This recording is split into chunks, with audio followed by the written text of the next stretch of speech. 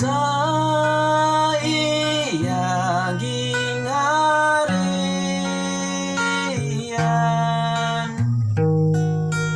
Grasya gimayagi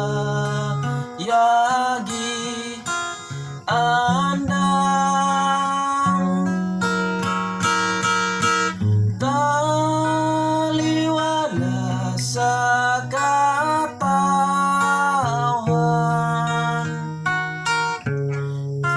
Si Kristo ang gamhanan,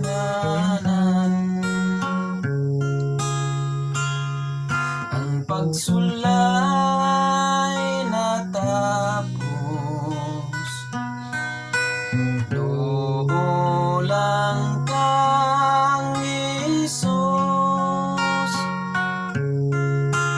kay luwason kaniya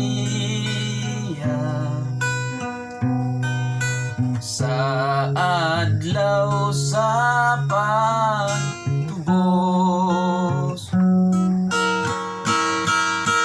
Sa iyang gingharian,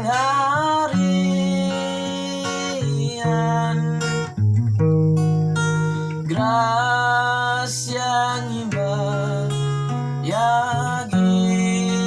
andam, taliwala sa katawan.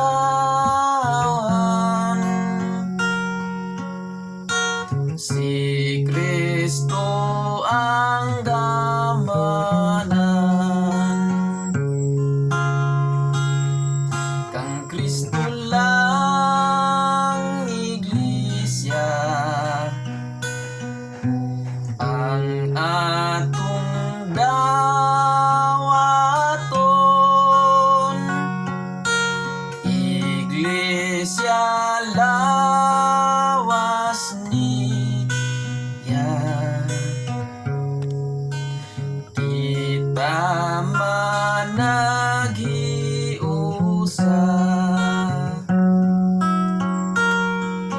Sa iyang gingharian, grasya gimayagi andam, taliwala sa katawan.